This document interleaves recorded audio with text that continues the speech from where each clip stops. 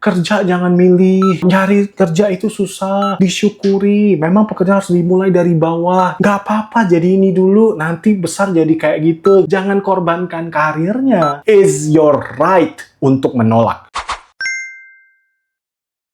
Lo capek gak sih ditanyain, kapan kerja? Lo udah kuliah S2, nungguin apa? Dan gue yakin diantara kita nih, masih terus nyari pekerjaan. Bukan berarti kita nunggu nih. Kita udah nge-apply, kita udah ikut internship, udah magang gitu ya. Tapi hasilnya memang gak ada. Dan problem baru muncul adalah ketika kita sudah dapet nih tawaran kerja, kapan ya kita harus terima dan kapan ya kita harus nolak ya? Karena gak ada guidance-nya. Dan di sekolah ataupun universitas juga gak ada yang ngajarin. Ya mereka ngajarin cara buat CV, tapi untuk menentukan kita mau ngambil atau enggak ke karir yang mau kemana, gak ada yang bisa ngasih kita guidance. Nah untuk itu teman-teman, video kali ini kita bakal fokus banget untuk ngasih tahu ke lo cara praktis biar lo tahu kapan lo bisa harus ambil tawaran kerja atau kapan lo harus bisa nolak tawaran kerja yang lo dapetin. Oke? Sebelum gua lanjut, gua pengen banget bisa bantuin lo dapet kerjaan yang lo idam-idamin sampai hari ini. Untungnya, gue dan Maca Talent dipercaya oleh banyak clients, baik dari dalam negeri maupun dari luar negeri, untuk bisa bantuin lo ketemu dengan clients yang paling fits. Untuk itu, setelah lo nonton video ini sampai habis, gue berharap lo bisa like dan komen, sehingga nanti gue dan tim itu bakal bisa nge-contact lo dan ngecekin CV lo satu persatu. Berharap kita bisa ketemuin lo dengan clients yang paling fits. Tentunya jangan lupa untuk share dan save juga video ini biar lo nggak ditanyain lagi kapan kerja gitu ya.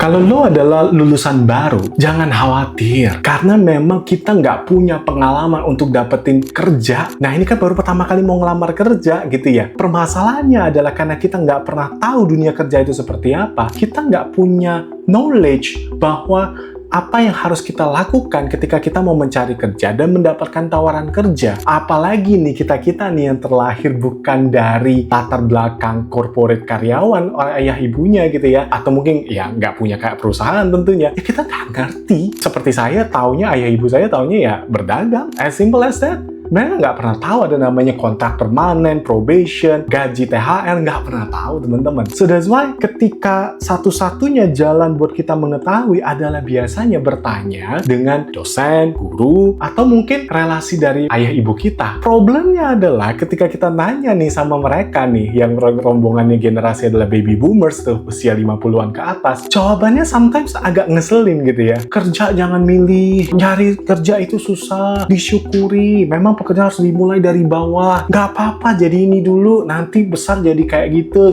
Pasti gue yakin lo banyak denger yang kayak gitu kan. Yang terjadi ya bagi mereka betul teman-teman. Karena di saat itu nggak ada yang zaman kayak sekarang, fully of information. Di zaman itu kerja yang memang sudah disediakan itu memampukan mereka untuk beli rumah, beli mobil, menikah. Kalau kita lihat dengan realitas sekarang teman-teman, even usia 25-30 tahun pun beli rumah itu sudah kayak jadi cita-cita yang sangat menggembirakan gitu. Di zaman itu teman-teman, punya rumah itu menjadi sesuatu yang biasa aja gitu loh. Ini berbeda sekali. Alhasil ada dua kemungkinan yang akhirnya terjadi teman-teman. Yang pertama adalah karena teman-teman nggak punya pengalaman, teman-teman akan terima aja. Karena memang diminta yang diterima ya udah saya terima gitu ya. Atau kemungkinan kedua adalah teman-teman mencoba memberanikan diri untuk negosiasi. Tapi teman-teman, banyak banget kejadian karena kita banyak banget juga bantuin candidates gitu ya. Konyol-konyol sekali yang terjadi. Mereka sometimes menanyakan ekspektasi gaji yang terkadang ini membuat mereka sendiri akhirnya nggak diterima. Karena mereka belum tahu apa yang harus dilakukan saat menerima tawaran kerja. Selain dari ketidaktahuan itu teman-teman, kita juga perlu tahu bahwa di Indonesia itu unik kasusnya. Job supply dan job demand yang saat ini ada itu berbanding terbalik teman-teman. Kalau teman-teman ngelihat statistik, tenaga kerja di Indonesia yang baru lulus nih ceritanya fresh graduate itu sekitar 7 juta setiap tahun teman-teman. Dan teman-teman bayangkan job supply-nya itu nggak pernah bisa fits untuk memenuhi angka 7 juta ini. Teman-teman mau dijanjikan oleh presiden kah, oleh politisi kah bahwa nanti ada pekerjaan, lapangan kerja dibuka. Trust me teman-teman, teman-teman. Itu nggak mungkin di depan mata teman-teman, itu nggak akan mungkin. Dan pembukaan investasi dan lapangan kerja pun tidak akan mungkin pernah merata di seluruh Indonesia. Lo harus tahu di mana spot-spot, titik-titik, distrik-distrik yang diinvestasikan oleh asing ataupun oleh lokal untuk dibukakan lapangan kerja. Misalkan kalau lihat teman-teman lihat statistik, let's say Maluku Utara punya growth yang sangat tinggi,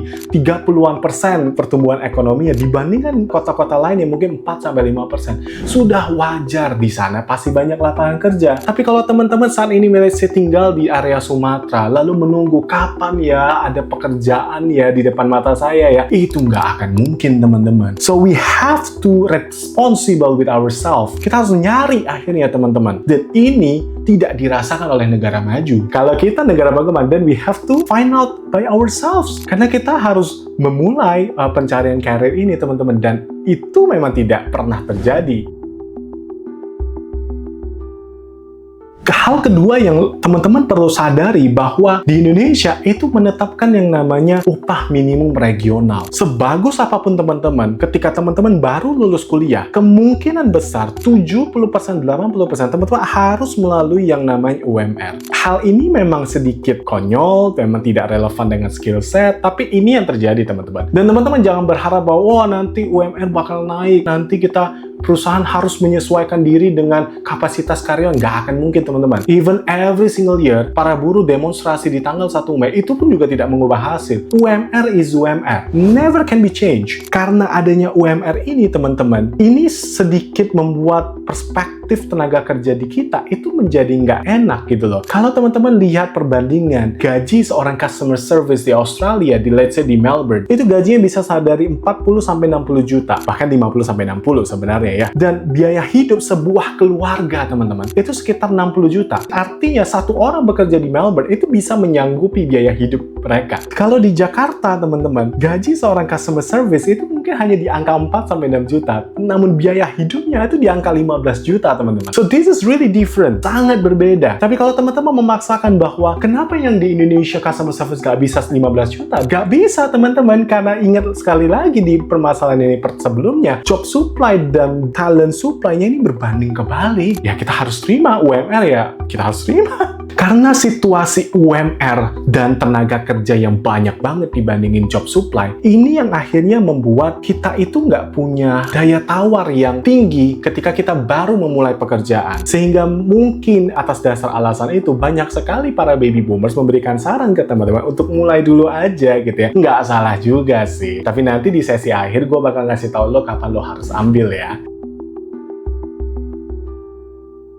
Sad truth-nya adalah banyak banget kejadian di mana gaji itu nggak bisa naik secara signifikan, teman-teman. Let's say kalau misalnya teman-teman ingin memiliki standar hidup yang layak, yaitu 15 juta per bulan gitu ya. Dengan income teman-teman di angka 5 juta, teman-teman butuh bertahun-tahun lamanya untuk bisa sampai di angka 15 juta. Dan ini memang kenyataan yang kita harus lalui bersama. Itu kondisinya adalah teman-teman punya kenaikan yang positif ya. Let's say misalkan teman-teman growth salary-nya 30%, maka 4-5 tahun teman-teman bisa dapat 15 juta dengan mulai gaji dari 5 juta. Tapi pertanyaannya gimana caranya bisa 30% setiap tahun selama 5 tahun berturut-turut? Itu sesuatu yang langka tentunya. Dan banyak sekali roles yang itu nggak naik teman-teman salary-nya. Jadi misalkan let's say kalau pekerjaan seorang staff atau seorang supervisor, itu memang sudah ada limit atas salary-nya. Let's say kalau misalkan seorang customer service misalnya ya, customer service yang senior deh, misalkan 5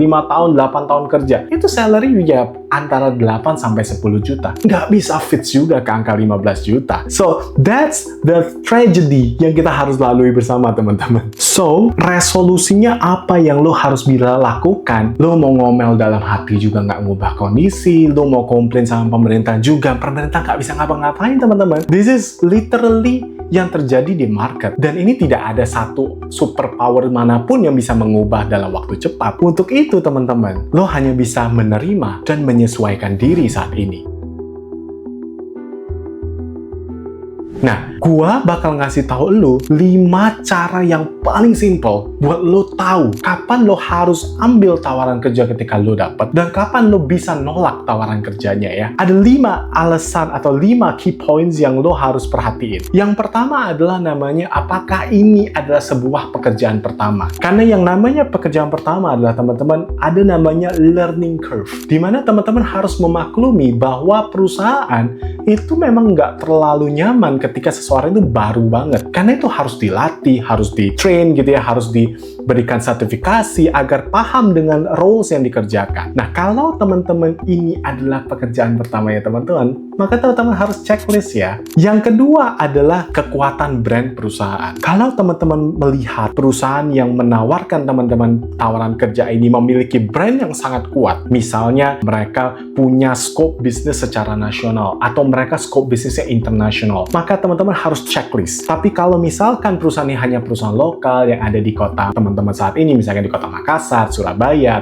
atau di Malang misalnya, dan jangan checklist. Tapi kekuatan brand perusahaan ini akan teman-teman harus checklist supaya teman-teman tahu sebenarnya setiap orang yang lahir atau punya background di perusahaan ini biasanya CV-nya akan lebih layak, lebih baik gitu ya. Yang ketiga adalah mengenai pertumbuhan karir yang teman-teman inginkan dan industri yang teman-teman ingin masuk. Kalau teman-teman memiliki aspirasi bahwa teman-teman ingin bekerja di perbankan misalnya, lalu teman-teman mendapatkan tawaran kerja di bidang manufaktur, maka teman-teman jangan checklist. Tapi kalau ini berada di dalam, let's say misalnya di multi-finance, atau di insurance, atau di banking, teman-teman wajib checklist. Karena ini masih berada di satu track industri yang teman-teman inginkan. Oke? Yang keempat adalah namanya gaji dan manfaat. Namanya remunerasi itu bukan hanya gaji. Ada namanya benefits di luar gaji. Ada namanya tunjangan. Ada namanya keleluasaan cuti. Ada namanya fleksibilitas, work-life balance yang teman-teman harus lihat. Nah, di semua paket penawaran kerja ini, teman-teman harus lihat secara menyeluruh. Seperti apa benefits dan gaji yang ditawarkan. Kalau teman-teman merasa bahwa ini sudah di atas UMR atau di atas dari standar yang dimiliki oleh market, maka teman-teman harus checklist. Yang kelima, ini adalah sesuatu yang kita nggak bisa kontrol. Ini adalah permasalahan keluarga atau permasalahan pribadi. Let's say kalau misalnya ada adik-adik yang harus disekolahkan, atau mungkin ada salah satu anggota keluarga kita yang saat ini sedang sakit, yang kita harus biayai pengobatannya. Teman-teman, ini nggak ada pilihannya. Teman-teman harus checklist. Karena hal yang membuat kelima ini membuat teman-teman harus sadar diri bahwa tawaran kerja ini nggak bisa terlalu banyak waktu untuk kita pilih ataupun tidak pilih, ya kan? Ketika lo melihat 5 hal ini secara menyeluruh, teman-teman, lo bisa mengukur. Kalau lo udah pegang at least 3 dari 5, maka lo harus ambil tawaran kerja itu. Tapi kalau di bawah 3, let's say hanya 2, misalnya hanya 2 dari 5 yang lo checklist, maka lo boleh nolak tawaran kerja itu. Dan lo sah. Jadi ketika lo ditanya sama orang tua, ditanya sama pasangan, kenapa lo nggak ambil pekerjaan itu? Nah, ini karena gue belajar ada 5 poin dan gue cuma merasa hanya 2 poin yang di checklist. Is your right untuk menolak. Dan jangan terburu-buru, teman-teman. Oke? Tapi kalau lo ngelihat sudah ada 3 dari 5 yang dipenuhi, maka lo harus ambil. Kalau lo nggak ambil, maka lo menunda. Kalau lo menunda, jangan salahkan ya kalau orang-orang akan nanya, kenapa lo nggak ambil kerja? Gitu ya. Setelah lo nonton video dari awal sampai tahap ini, lo sadar bahwa ada banyak yang lo nggak bisa kontrol dan lo udah tahu juga kapan lo harus terima dan kapan lo bisa nolak tawaran kerja. Sekali lagi gue cuma ngingetin teman-teman, hal-hal yang terjadi saat ini seperti UMR dan juga hal-hal yang terkait dengan job supply yang sedikit, lo harus terima dan menyesuaikan diri. Kalau misalkan lo merasa bahwa gue pengen dapat lebih banyak, then you have to consider usaha sampingan, side hustle yang akan membuat lo tetap bisa fokus di karir lo saat ini. Sekali lagi gue perlu ingetin, karir itu membangun dalam waktu jangka panjang, bukan hari ini, bukan tahun ini, bukan tahun depan. Sehingga teman-teman, ketika teman-teman baru memulai di karir, pastikan teman-teman berada di jalur yang tepat dan sudah penuhi 3 dari 5 dan serahkan semuanya. Ketika teman-teman merasa gajinya nggak cukup, dan jangan korbankan karirnya. Karirnya nggak salah, memang kondisi market saat ini membuat karir kita dihargainya dengan angka tersebut. Tapi trust me teman-teman, once teman-teman teman-teman sudah masuk ke level yang lebih tinggi, level manajerial, level VP, level head gitu ya, level director, teman-teman income-nya akan termultiply dengan baik. Oke? Jadi jangan memberikan pressure ke teman-teman bahwa teman-teman harus mendapatkan income sekian. No, that's not the game, please. Okay? So, see you at the next video.